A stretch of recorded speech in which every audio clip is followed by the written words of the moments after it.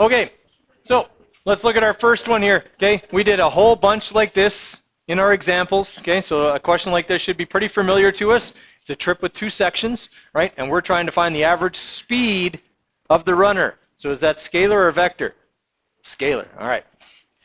So give them a mark if they wrote down their givens. Essentially a part 1 and a part 2. Our givens were 7 meters per second as the speed for part 1 and a time of 1.2 hours, which I converted to seconds already, okay, at 4,320 seconds. And in part 2, we were told 10.6 kilometers, which is converted to meters here, okay, and 6.1 meters per second. So if they showed those conversions, that's 1 mark as well, because obviously they did have to convert to those units. So, okay, not 1 mark each, just 1 mark for making the conversion to meters and seconds. I don't give half marks. Give them 1. They at least did 1 of them. Okay. All right. So next step. If I want to find speed, I need 2 things. What are they? Distance and time. And in this case, I need the total distance for the whole trip and the total time for the whole trip. I do not have the total distance for part 1. So my first thing I have to do calculation-wise is to calculate the total distance for part 1 by manipulating v equals d over t for d. That means multiplying t over to the other side. So d equals v times t, 7 times 4,320 seconds is going to give me 30,240 meters. Okay? If they showed this operation at the very least, give them a mark whether or not they got that number, as long as they showed v times t. Okay? That's a method mark. Similarly, on the other side, I'm given v and I'm given the distance, but I'm not given the time. It's another thing that I need, so I've got to calculate that by manipulating v equals d over t for t this time. So I multiply both sides by t and then divide v back over to the other side. So d over v gets me t. Okay? In this case, that's 10,600 divided by 6.1, okay, which is our speed there. So give them a mark if they had at least that. Okay, at the very least, not whether or not they got the right answer, which is 1,737.705 seconds. Okay, so now I've got distance for both parts and time for both parts. Now I can find total distance and total time by adding those numbers together. So if they've got something that looks like that, or maybe they went, give them a mark if they have v equals d over t. Okay, they don't necessarily have to have had the totals there, but something that indicates that's what they're going to do. Okay, so to calculate the total distance, I add my 30,240 meters to the 10,600 meters, and I divide that by the sum of the 2 times, 4,320 seconds and 1,737 seconds.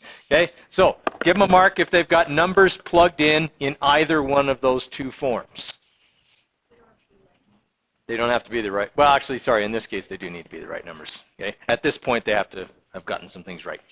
Okay, all right. That gives us a final answer of 6.74 meters per second, 1 mark. If they don't have meters per second, it's wrong. Okay, got to have units, otherwise it isn't right. No, it's got to be that number, yeah. Okay, that one's out of 6, I believe. Sorry, that one's out of 7, sorry. Okay, so 1 for givens, 1 for the conversion, 1 for this calculation, 1 for that calculation, we're up to 4. Okay, 1 for v equals d over t, we're up to 5. 6 for number plugging, okay, and 7 for the correct answer. This one and this one have to have the right numbers. Okay? All right, any other questions on number 1? Okay. Yeah, it's 6.74 meters per second. Make sure they have the units on there. Okay. Question number 2. Back in the early 80s, this terrible movie called The Cannonball Run was filmed. It should never have been filmed, but it was. Okay? It's bad. The acting is terrible, and everything else is awful in it too. Anyway, it's a movie about a cross-country race called The Cannonball Run. Okay? The winners get all this money. Okay? There were a bunch of contestants, but the 2 I focused on were the team driving the Lamborghini Countach.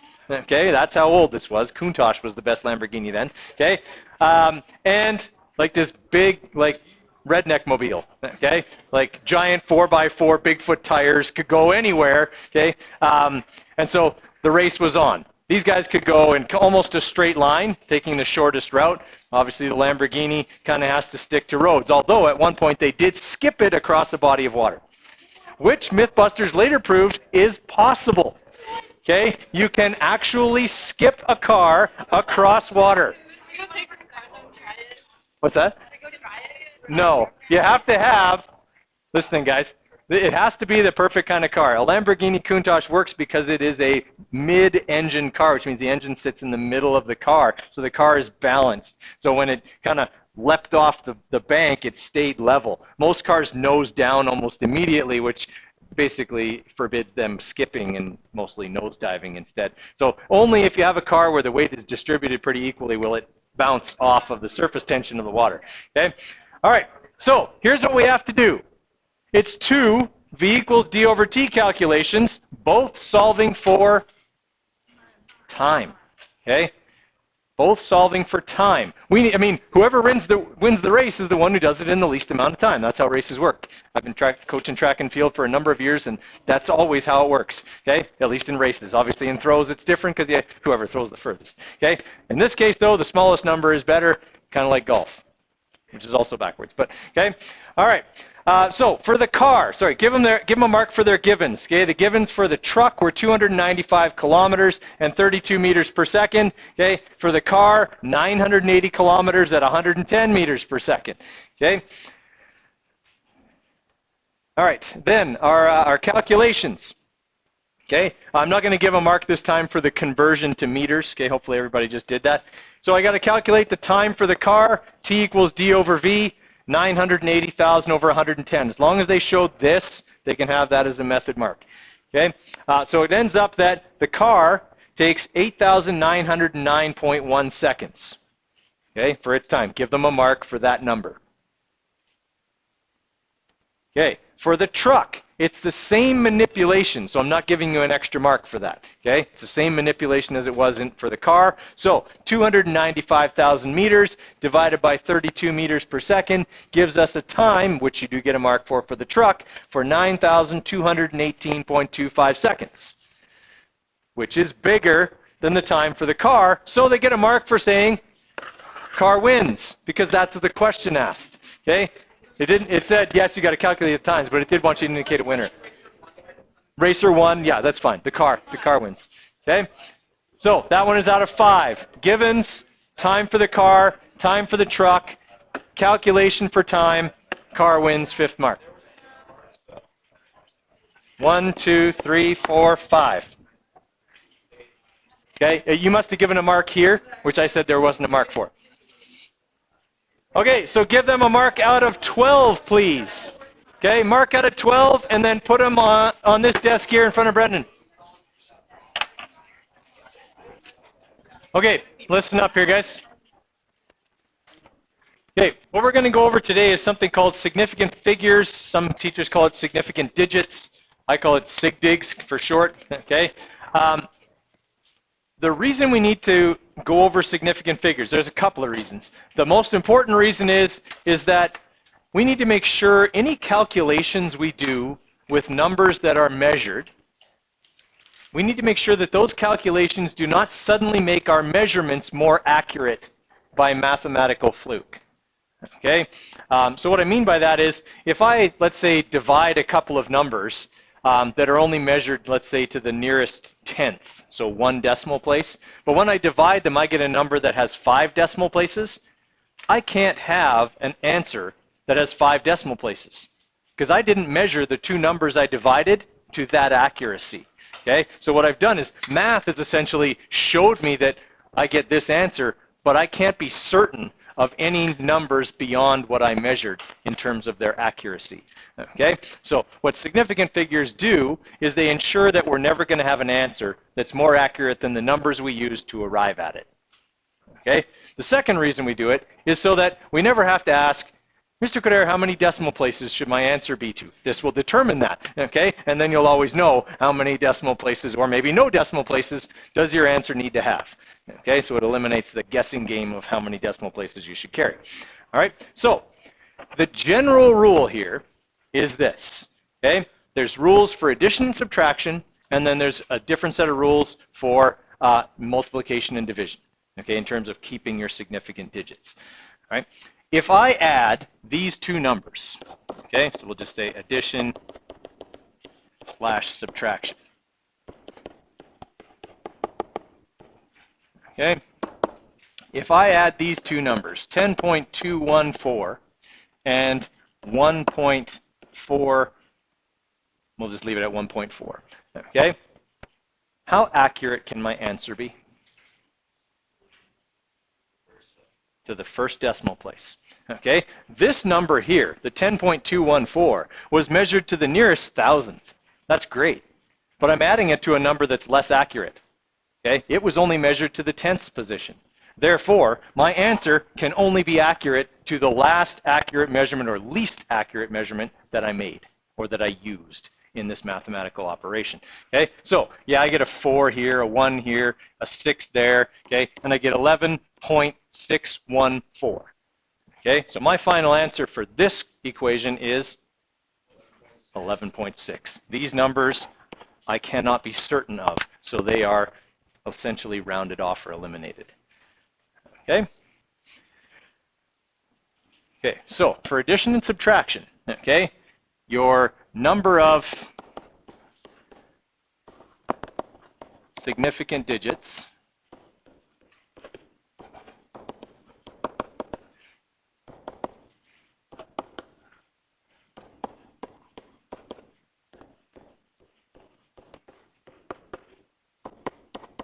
okay, is the least accurate number. All right, so if you have one number that's only measured to the tenths and you have another number that's measured to the hundredths, your answer can only be measured to the tenths. Okay, for addition and subtraction, that rule works. Okay, and in fact, it's the same rule for multiplication and division, it just works a little bit differently. Okay?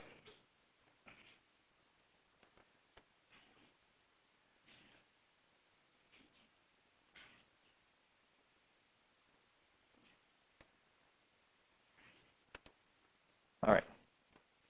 For multiplication and division.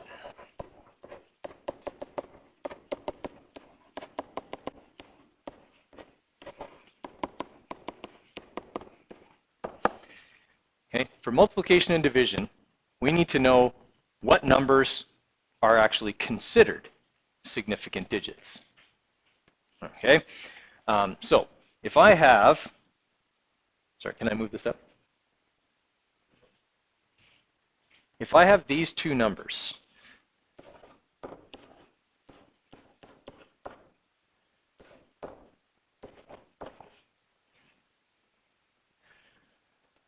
those numbers both have 3 significant figures. Okay, they both have 3 significant figures. In fact, if I changed, sorry, no, if I won't change it, we'll say, these both have 3 significant figures. Okay, reason being, I may have measured these 2 zeros, but they don't really affect this number other than placement. Okay, so only numbers that are not zeros are always significant. Okay, so any measured value, okay, any measured value is significant. Okay, zeros are not always significant. So better way to write that is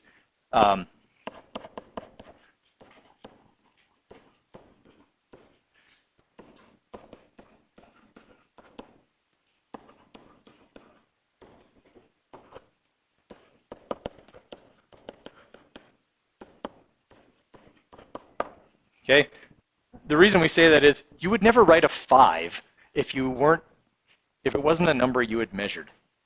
Okay, like you wouldn't measure a number that was like 1.5725, and you wouldn't write that last 5 unless you were sure it was a 5. You wouldn't just make it up.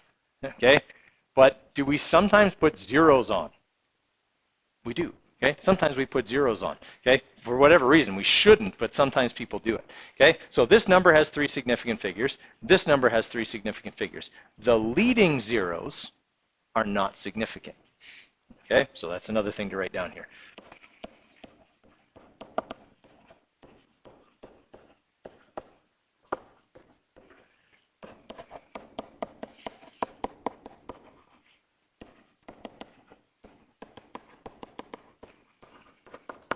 Okay, so leading zeros are never significant.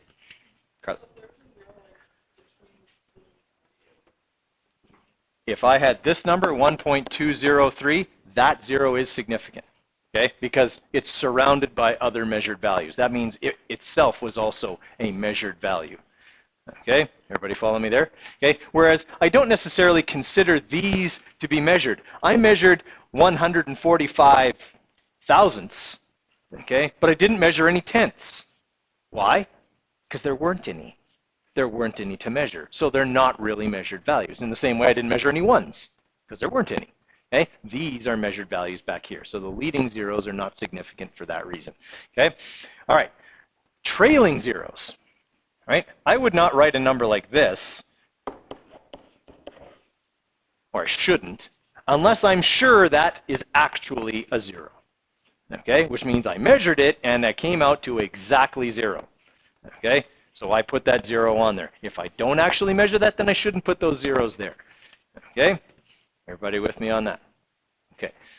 So trailing zeros are significant.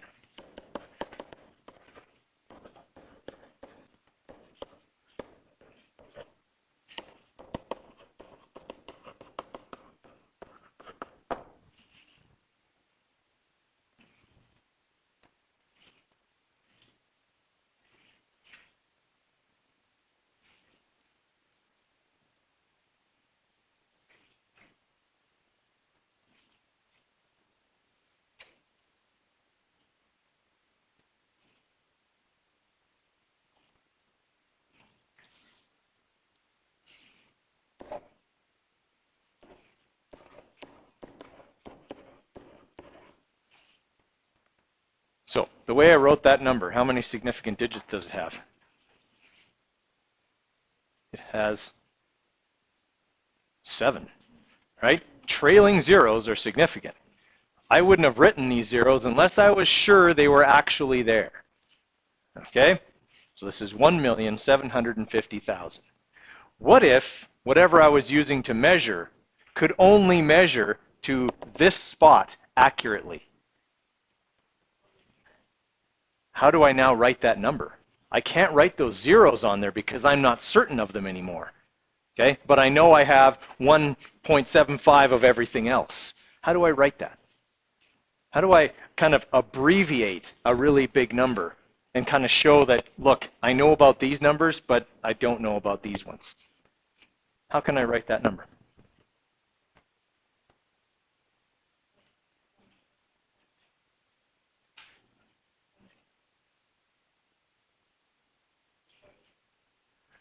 You're on the right track, okay? She's saying, show how much you would multiply it by. 1.75k means 1.75 times 1,000. Well, that's kind of on the right track. I would use what's called scientific notation. How many people have heard of that?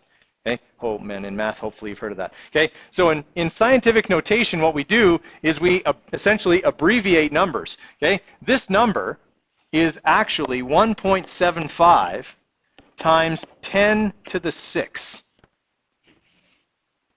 Okay, because every number space in our numbering system is a factor of 10. Okay, 10, 100, 1,000, 10,000.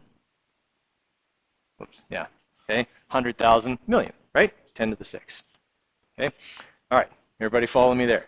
All right, so I've got 1.75 times 10 to the 6 because essentially I moved the decimal place 6 spots over. Okay, I moved it 6 spots over, so that's the exponent that goes on the 10. Okay, so when you're using significant figures, you will often have to convert numbers into scientific notation. Okay, the same is true for really, really small numbers. Right? If I had this number, I probably don't want to write it that way. Okay, plus these zeros they're useless. They're not significant. So I don't want to write numbers that aren't significant. So I would put this number in scientific notation, meaning I would move the decimal 1, 2, 3, 4 spots, this time to the right. So am I going to make that 1.75 times 10 to the 4, or am I going to have to make it different? 10 to the negative 4, because I'm making the number smaller. Okay, so I write this number in scientific notation. It comes out to 4.56 times 10 to the negative 4.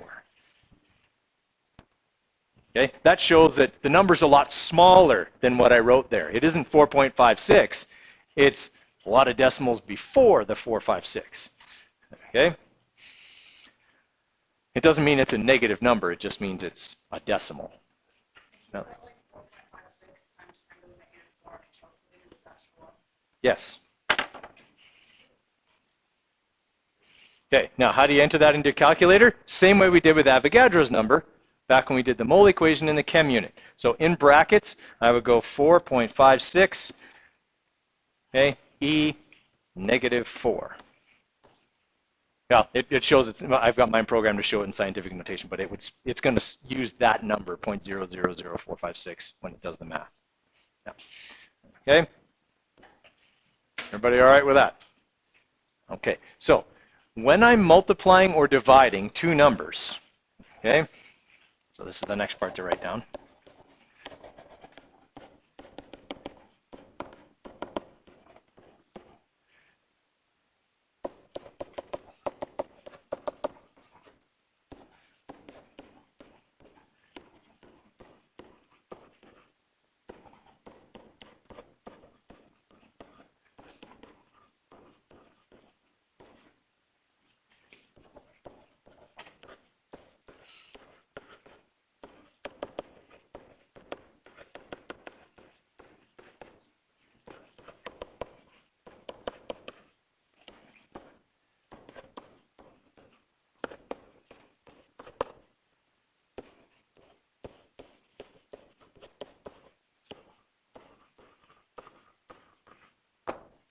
Okay, so when you're multiplying or dividing, your answer will have the same number of significant digits as your least accurate number. So similar rule to the addition and subtraction, but I'm going to show you an example here that it makes it look a little different. We apply it a little bit differently. It's not necessarily now about decimal places. It's just about the number of significant digits.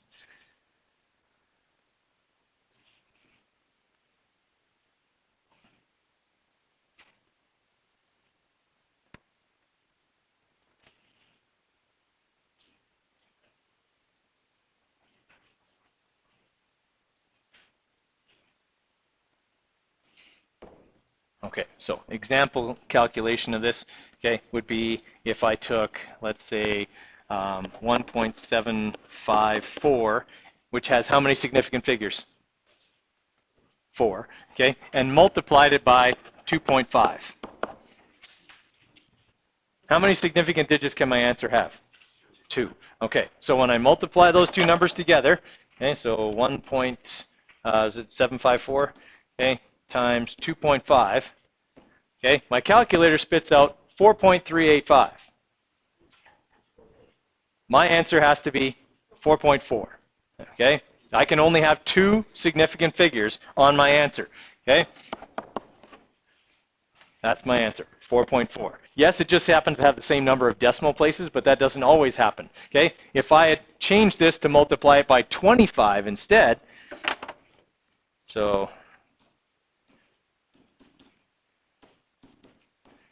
okay, I would have got 43.85. So the number I have to give is 44. Okay, does that make sense? It's not about decimal places. It's about that number has 2, that number has 4, my answer has 2. Okay, it's the same number as my least accurate number, right? And the same is true for division. If I divide two numbers, my answer has the same number of digits as my least accurate number. Okay, so that's the general rules. Now, when you look at that, it's like, oh man, that's so much to remember. But here's the easy part of it. How many times do you do only one calculation in a physics question? Almost never. There's almost always more than one calculation in a physics question. So your overall most important rule, the one you actually need to commit to memory, is this. Okay? When you write down your givens, write down the lowest number of significant digits when you write down your givens. That's the number of significant digits your answer will have if you're performing more than one calculation. Okay? So I'm going to write down. Yeah. Okay?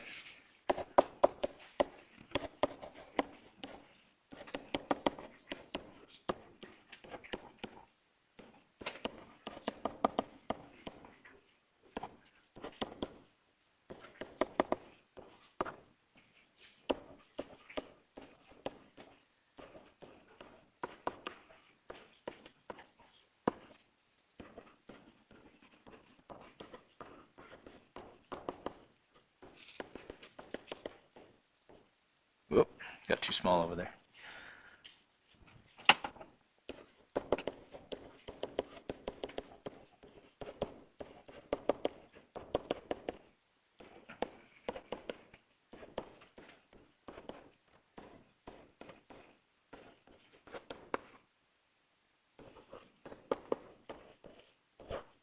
Okay, so the same number of significant digits as the least accurate given.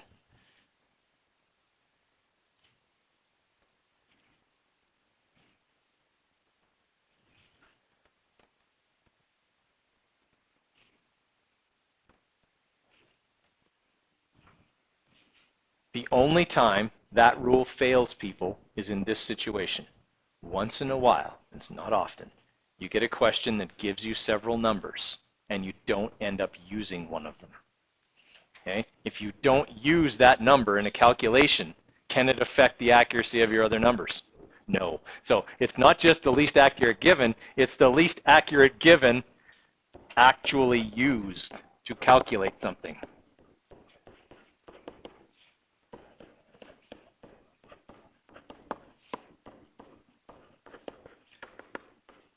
Okay, so what I mean by that is if my givens were, let's say, velocity is 13 meters per second, the displacement is 450 meters, the time was, I don't know, let's say 60 seconds, okay, and then for some reason they gave me a distance traveled, which was, let's say, 800 meters. Okay, so these would be like, let's say, north. Okay, so let's say I had to do a calculation where I used time and distance and velocity. Okay, this has 3 significant digits, but I never used it. Agreed? Okay, so then it doesn't affect my significant figures. I can't imagine a calculation where I would get all of those numbers, but it's just an example. Okay, if I never use that number, it does not affect my significant digits. So when you write down your givens, a good idea is to write beside them, okay, 2SD. Okay, and then when you come back to do your answer, right, you can look at that and go, okay, I'm supposed to use 2. Which number had 2? I used that. Okay, good. Then my answer should have 2. But if you ended up not using this number, then you go, oh, okay, what else? Oh, well, I used that one. It had 2, so I can stick with 2. Or maybe you didn't use either of the ones that had 2. You only used ones that had 3. Then your answer has 3. Okay? The least accurate number that you actually use is the one that determines your significant digits 99% of the time. Okay? Everybody with me there? All right. Now, this is new. Okay, this semester that we've actually started teaching this in Science 10. Okay, usually we wait and then we teach it in Chem, Bio, and Physics. And then we said to ourselves, why are we teaching that 3 times? Why don't we just teach it in Science 10? They're all going to Bio, Chem, Physics, whichever. Why should we teach them it? If they take all 3 sciences, why should they get taught this 3 times? It doesn't make sense. So we're doing it now in Science 10, so this is all new. That's why it has to be handwritten by me. Sorry about my penmanship. Okay. So that said, the answers on your worksheets are not to the proper number of significant figures. I have to make some changes to the key that's on there. Okay. Some of them are going to have more or less significant digits than they should have. So I will make those changes and adjust the key accordingly. All right, so remainder of class, which is about a half an hour, okay, I want you working on that V equals D over T. It's 2 sides, okay, so I want you working on that worksheet you got the other day.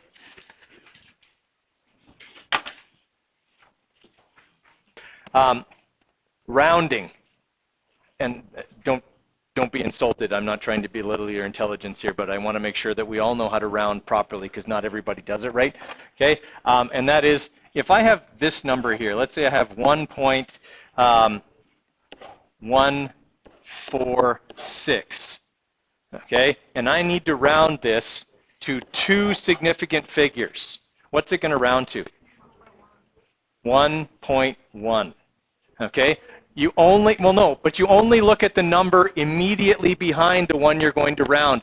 I say that because I have seen people do this. They go all the way to the end of their number, and they start rounding. Well, If I do that with this number, I'm going to get 1.2, and that's not right. Okay, so just remember, when you are in fact rounding off, you only need to look at the next number behind the one you want to round. Don't look all the way to the end. A takes longer and B is wrong. Okay, so it's got 2 strikes against it there. Okay, we don't want to do it that way for those 2 reasons. Okay, everyone follow me, just so everyone's clear. You only need to look at the number immediately behind. And I say that because it just occurred to me that I tell my Physics 20 guys that. Okay, so I should really tell you guys that too. Okay, just make sure we're rounding the right way.